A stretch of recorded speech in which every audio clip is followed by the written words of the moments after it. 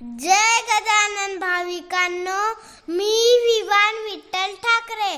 मी तुमचं मनापासून मनापर्यंत स्वागत करतो. अनंत कोटी ब्रह्मांड नायक महाराजाधिराज योगीराज परब्रह्म सच्चिदानंद भक्तपती पालक शेगाव निवासी समर्थ सद्गुरु श्री गजानन महाराज की जय. जय गजानन भाविकांनो, श्री गुरु गजानन सेवा महाराजांचे दिव्यानुभव या भागात आज आपण पाहणार आहोत. श्री प्रकाश पटवर्धन, तळेगाव दाभाडे, पुणे, मुखोद्गत पारायण करते या माऊलीचा अनुभव. अनुभवाचे बोल आहेत सत्य संकल्पाचा दाता. अनुभवाचं शब्दांकन आहे श्री रवींद्र जोशी काका. जय गजानन. संत कवी हबप दासगणू महाराजांनी रचलेल्या ज्या रसाळ ग्रंथातून आपल्याला श्री गजानन महाराजांची ओळख झाली त्या 21 अध्यायी ग्रंथात एकूण 3669 ओव्या आहेत. अर्थातच ग्रंथ मोठा आहे. थोडं घाईने वाचतो म्हटलं तरी ग्रंथ वाचनासाठी किमान 3.5 तास लागावेत असं म्हणता येईल.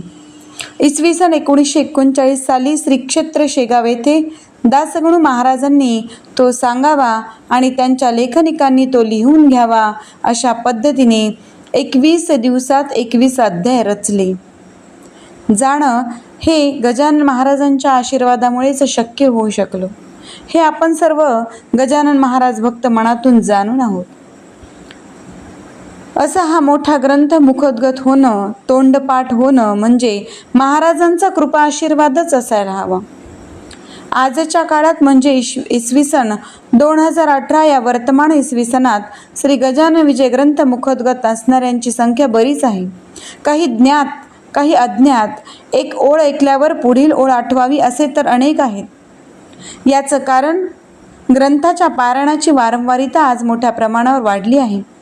व्यक्तिगतरित्या, सामूहिकरित्या, जाहीरपणे साखळी पारायणातून आज विजय ग्रंथाचं पारायण सर्वत्र होत आहे. मात्र मी जी गोष्ट सांगू इच्छिते ती साधारण 35 वर्षांपूर्वीची असावी. त्यावेळी कुणाला गजानन विजय ग्रंथ पाठ आहे ही फार मोठी बातमी होती.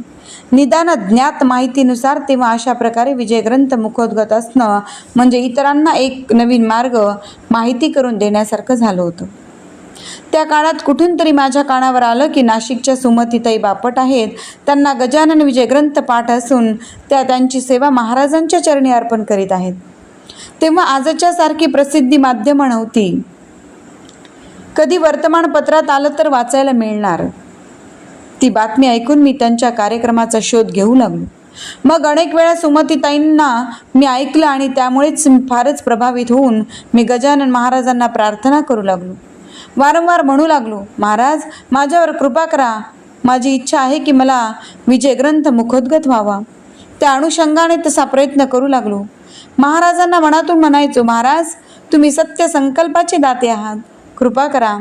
अशात तळेगाव दाभाडे येथील न्यू आनंद नगर भागातील गजानन महाराज मंदिरात विश्वस्त म्हणून कार्य करण्याची संधी मला चालून आली. एकदा मीटिंगमध्ये असा विषय चर्चेला आला की मंदिरात दर पौर्णिमेला तसेच प्रगट दिनासारख्या उत्सवाला महाराजांचं काही स्मरण व्हायला हवं, प्रार्थना व्हायला हवी.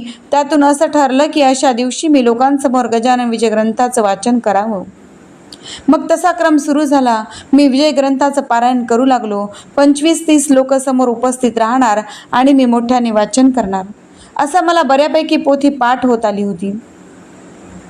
इसवी सन 2004चा तो मे महिना असावा. दुपारीचे ते संध्याकाळच्या मधील ती वेळ होती. माझं वाचन सुरू होतं. 12 अध्याय वाचून पूर्ण झालेत. 13वा अध्याय सुरू होता. मी ओव्या वाचित होतो. पंक्ती बसल्या भोजना, तो एकाएकी आकाश जाना, भरून आले गर्जना, होऊ लागली मेघांची, चमके वीज माथ्यावरी, झंझावात सुटला भारी, कडकडाती कांतारी लागली झाडे मोडावया. आणि या ओव्या वाचत असताना खरोखरच बाहेर वातावरण बदललं. एकाएकी वादळ सुरू झालं. माझ्या समोर असलेली पोथी जुनी होती, पानं मोकळी झाली होती. अचानक आलेल्या वाऱ्यामुळे समोरील पोथीची पानं उडाली. मंदिरातच इतस्ततः विखुरली. माझी तारांबळ उडाली. समोर बसलेले श्रोते पानं गोळा करू लागले. आता पानं गोळा झाली तरी ती क्रमवार लागणार केव्हा? पुढील वाचन होणार केव्हा? क्षणभर झालेला गोंधळ बाजूला सारून मी महाराजांना प्रार्थना केली. महाराज, आता माझ्या कसोटीचा क्षण आहे. पुढील वाचन सुरळीत पार पाडणं आता सर्वस्वी तुमच्या हातात आहे.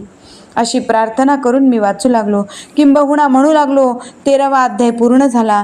14व्या अध्यायाकडे वळलो आणि पुढे उपस्थित सर्व श्रोतांच्या साक्षीने 21व्या अध्यायापर्यंत महाराजांनी माझ्याकडून पोथीचं वाचन पूर्ण करून घेतलं. तिथून पोथी बाजूला जाऊन माझं मुखोद्गत पारायण सुरू झालं. 1-2 करता करता शेकडो पारायणं महाराजांनी माझ्याकडून वेगवेगळ्या ठिकाणी करून घेतली. त्या दिवसापासून मी घरी ज्या फोटोसमोर महाराजांना आशीर्वाद मागत आलो त्या फोटोकडे मी जागृत फोटो म्हणून पाहू लागलो. मला मनातून कल्पना आहे की आज महाराजांचे असे जागृत फोटो घराघरातून आहेत. घराघरातून महाराज त्या फोटोंच्या माध्यमातून आपल्या भक्तांकडे लक्ष ठेवून आहेत. माझी ही प्रार्थना अनेक वेळा महाराजांपर्यंत पोहोचली आहे. मला आठवतं, एकदा प्रगट दिनाला खूप शोध घेऊनही आंबाड्याची भाजी काही मिळू शकली नाही. अख्खी मंडई आधीच्या 2-4 दिवस पूर्ण धुंडाळली तरी भाजी काही मिळाली नाही. मी आपला महाराजांच्या फोटोसमोर उभा आणि एकसारखा ओव्या ओठांवर येऊ लागल्या. भाकरी ती ज्वारीची, कांदा भाजी आंबाड्याची, ऊन पिठले हिरवी मिरची ऐसे तयार करावे. महाराजांना म्हटलं, ह्या ओव्या आठवतात, पण हे व्हावं कसं? तुमची इच्छा. बरं, प्रसादाला खूप लोक येणार, म्हणजे 40 जुड्या भाजी हवी ती मिळावी कशी? प्रगट दिन अगदीच उद्यावर येऊन ठेपला. मी माझ्या भाचेजावयांना श्री महेश देहाडराव यांना, जे पुण्यात असतात, एकदा मंडईत जाऊन या असं सांगितलं आणि ते त्यासाठी रवाना झाले. महाराजांना म्हटलं, महाराज, माझे भाचेजावई मंडईत गेले आहेत. उद्या आंबाड्याची भाजी कार्यक्रमात असावी असा योग असेल तर पहा. काही वेळाने तळेगाव दाभाडे येथे मला भाचेजावयांचा फोन आला की शिवाजीनगरला येऊन तुम्ही आंबाड्याची भाजी 45 जुड्या घेऊन जा. ते फोनवर आनंदाने सांगत होते. अवघ्या मंडईत एका कोपऱ्यात एकाच व्यक्तीजवळ आंबाड्याची भाजी उपलब्ध होती आणि जणू काही ते आमचीच वाट पाहत उभे होते. म्हणाले, 4 जुड्या जास्त असल्या तर हरकत नाही, 4 लोकांच्या जागी 6 लोक होतच असतात. आमच्याकडे भाजी देऊन त्यांचा त्या दिवशीचा व्यवहार पूर्ण झाला. असो तर मी आहे प्रकाश पटवर्धन, तळेगाव दाभाडे येथे वास्तव्यास असतो.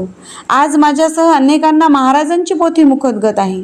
मला असं नेहमीच वाटतं की कोणाकडून काय सेवा घडावी हे महाराजांनी ठरविलेलं आहे. त्यांच्या इच्छेने सर्व होत असतं. आम्हा काही लोकांकडे महाराजांनी मुखोद्गत पारायणाची सेवा दिलेली आहे. ही आनंदाची बाब आहे. पण शेवटी सेवा कोणती हे महत्त्वाचं असलं तरी ती सेवा कशा पद्धतीने केली जाते हे जास्त महत्त्वाचं नाही का? त्यामुळे महाराजांना हात जोडून आम्हा सर्व भक्तांसाठी एकच मागणं आहे की महाराज, तुम्हाला हवी ती सेवा आम्हा भक्तांकडून करून घ्या.